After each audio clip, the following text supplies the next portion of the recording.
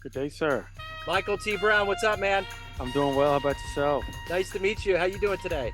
Likewise, I'm doing well. Glad to be on with you. Yeah, me too, man. Where are you located? I'm here in Woodbridge, Virginia.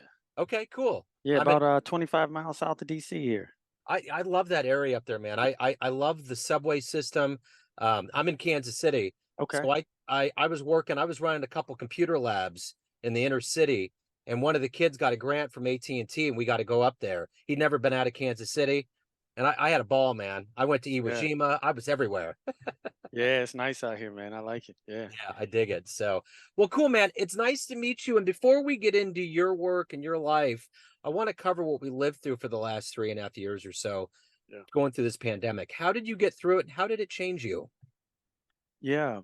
Um, the pandemic, really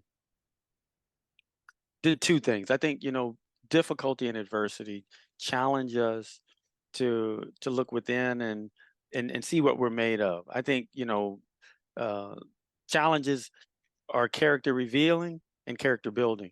And I know for me personally, having to navigate, you know, family life and personal life really showed me where I was and what I needed to work on. And I think it did that for a lot of people. One thing being the need for connection, Yeah. really highlighted how we need each other, how we need people, and how we can help one another through adversity and difficulty. The irony was during that time is that we were all connected technically through Zoom and other things, but we weren't. There Yeah, wasn't that real heartbeat. You know what I'm saying? You yeah, needed to be in the room. You needed to share music. You needed to that's share right. art, share things that food, break bread. There was That's right. things that, but I think that we need that reconnection. We move so fast and things get so out of hand. We need to pull the magnifying glass down and say, hey, what is this? What are we doing? That's right. That's right. And hopefully coming out of the pandemic, we're continuing to embrace that Yeah. we don't have to wait for adversity to come to build those relationships and to invest in ourselves and invest in others. And you're doing important work consulting and helping people. You're ultimately helping folks. So I want to get to the essence of what you do because on paper it's one thing, but when you explain it, it's a different thing. So I'm going to up the ante and put you in front of a bunch of third graders. It's career day, and one Yeah. of the kids says, "Hey, what do you do for a living?" How do you answer that child? I'm a counselor and an educator. And my job is to help people to reach their goals, their mental health goals, their personal goals, their life goals. And in order to do that, a lot of times, Joe, we have to go back and unpack what happened to us, what's happening for us, and what's working and what's not working. And then Yeah. we build strategy around where we want to go.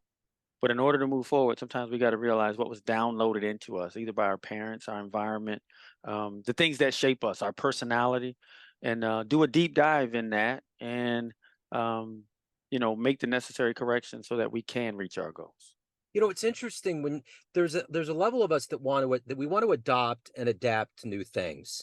Yeah, But it's hard for us to say that this didn't work, and you said that. I wanna hone in on that, yeah, because we all have our ego, and we're like, "Wait, hold on. It seems like it works," but when you come in with your expertise on the outside, yeah. what is that like to have to tell people, "We gotta get rid of that," and maybe they held on to it for a long time? Yeah, one of the things that one of the best ways to chip away at some of the things that we know we need to get to is ultimately it starts with getting to know that person and hearing their story. Yeah, And we can connect the dots from where you've been, what you've experienced to ultimately where you want to go. So in many ways, Joe, it's not necessarily going to be me saying you need to change that. It may be more in the form of a question of based upon where you've been, what you've done, is that yeah, going to help you reach that goal? yeah, So a lot of it's goal driven, yeah, yeah. and that process is it can be pretty amazing and pretty empowering when people gain insight. And I feel like that's part of my job is to help people gain insight to their own lives because in many ways they're the expert of it. Yeah. And when you present strategies and tools, then it becomes less about me telling them and them being gaining insight. Yeah. It's one thing when somebody else says you need to change. It's another thing when we gain insight and say I need to change. Yeah. Yeah. Very well put. So, when you were in the 3rd grade, what did you wanna be when you grew up? Good question. I thought either uh, a sports broadcaster or like a TV host. Okay. Yeah, I Who would say at that point that's what I thought. who was your favorite one? Who was your favorite broadcaster? I was a big talk. I can't say I point out really a favorite broadcaster, but somebody who's in the media at that point. I came along during the Arsenio Hall Yeah. era. I mean, I Uh-huh. remember getting up late on some days trying to keep up with that show, Joe. And but it was cool because that was a innovative show in that we got to see people like more in my age category with the music and some of the guests that I would rock with being Yeah. interviewed. So that was kind of game changer at that point. I remember when that heckler in the crowd said he didn't have enough gay guests on there, and he did not back down. He got up there, he Yeah, explained it, he explained who he was and why yeah, he can't do it and why he's held down. Like the yeah, social commentary that went into that one moment right there yeah. was the epitome of his backbone. Like, because sometimes we don't know who these guys are, you know. That's great. But That's right. he was the great thing about Arsenio Hall was that he was out there and he was like, "This is me." Okay, you either tune in or you don't have to. Yeah, But he pulled people in. that's right. And that took courage because, Yeah, some of the landscape has changed since the late 90s to where we are in 2023. We know there's still more work to do, yeah, but during that time, right, that may be considered a little more controversial. yeah. And when you see people willing to shout out all people and say, look, everybody needs a voice at the table, that goes a long way. Yeah, absolutely it does. Yeah. So let's get to the root of how you got to this point. Where were you born and raised, and what were the seeds that were put into you to help people and to get people and to coach them to a better place? Good question. I appreciate that question. Lived in two places, born in North Carolina, and then our family moved there when I was really young, up to New York, the Newburgh area. So lived, grew up early part of my life in that part of New York, the Newburgh area, and I moved back. We moved back to North Carolina my late elementary, middle school years. My father was a minister and a pastor, and I would say being in that environment, seeing servants, in ministry really helped shape me because you got to see people who, might not have made a lot of money, but who still showed up for people. Yeah, And that really impacted me and the work that I do because I realized early on in life, it's not just about what we can attain, but how we can give and how we can serve. That in many ways, that makes us wealthy when we're yeah. willing to serve others and show up for others. So that certainly had an impression on me and planted some real positive seeds. I remember there's a lyric in a song, and I heard Muhammad Ali talking about he got to a point where he made all this money and had all this stuff, and he said none of it's going to mean anything if I don't help people out, That's right. those that need it, you know. That's right. And and I don't know if that just comes with age and wisdom. With you, it sounds like it was your upbringing, which is, which is It's a big part fortuitous. of it. Yeah, Yeah. which is huge. We all need to understand that because we all need Right. each other. We need it to That, be done right. that's right. Because after you've bought a certain amount of things, if you experience a certain amount of things, I mean, you know, those things are nice, right? And it's nice to accumulate material things to be able to enjoy. But it's one thing when we make it versus us letting it make us. Yeah, Because we're all gonna I've heard the expression, maybe you've heard it too, Joe. I've never seen a hearse, you know, a U-Haul trailing a hearse. yeah. Right? We're not gonna take this stuff with us. Uh-uh. A lot of it we're just borrowing while we're here anyway, right? So we need to make sure that we value people over things. Yeah. Yeah. Well said. Yeah, that's true. So, who's been a hero for you in your life? Oh, good question.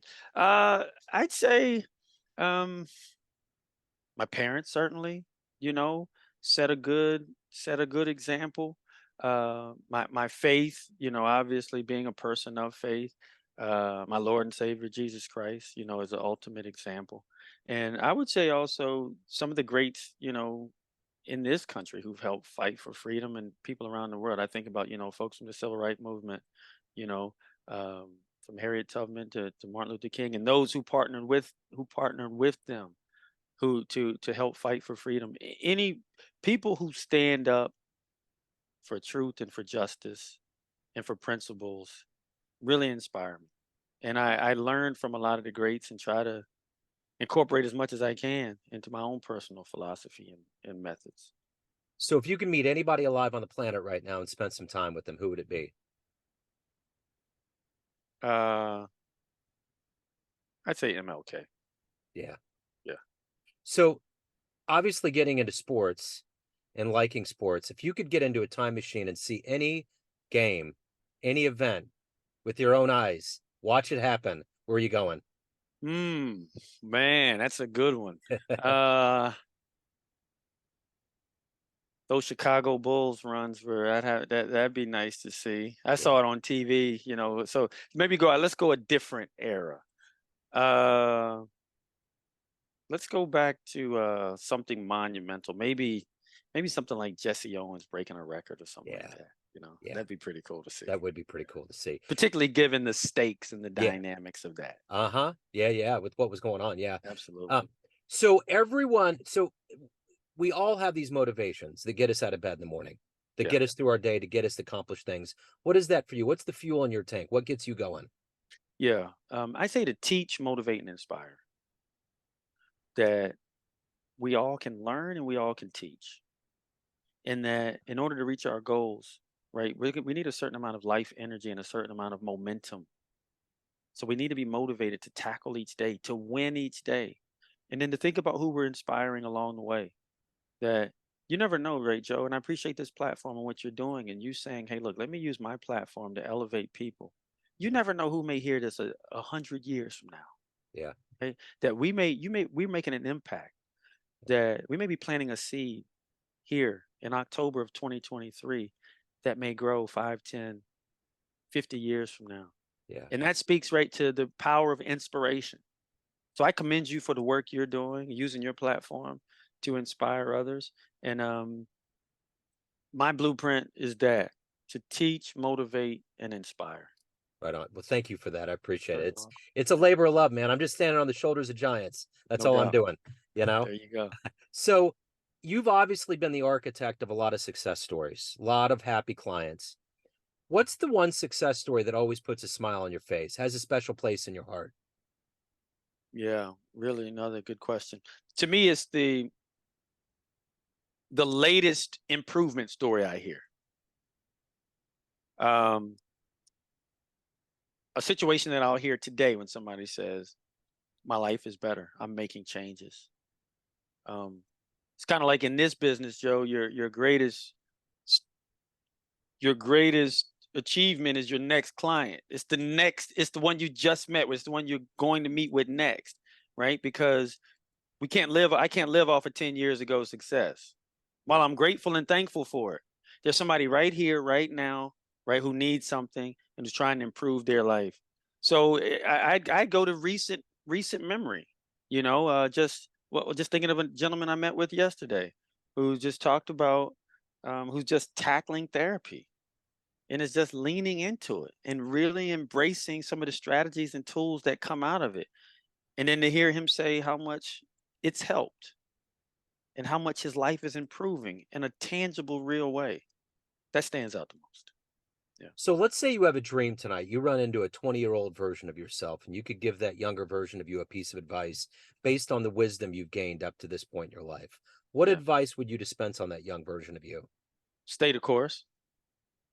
That which is in you will come out. Uh, don't mess up so bad that you can't recover. Don't play with your gifts and your skills and your training and your development. Uh, yeah, to think about your life and why it matters, to use it for good, to not, don't just be selfish, uh, and treat people kindly along the way. So, of all the things that you've done and overcome in your life up to this point, what are you the proudest of? Hmm. Um, I'm most proud that I've tried to honor the promises I made to myself of committing to a life of service and bouncing back after mistakes, for not allowing some of my own shortcomings, which I have, to derail me from my ultimate purpose, to not consider myself disqualified based upon some mistakes that I've made in the past, and to get back up and keep moving forward. So everyone out there has a perception of you, family, friends, clients, colleagues, but you run the show. What's your perception of you? Who do you think you are? I see myself as a servant, as a counselor, and a trusted advisor. I want to be one of those people who are in the room with people when they need it. Yeah.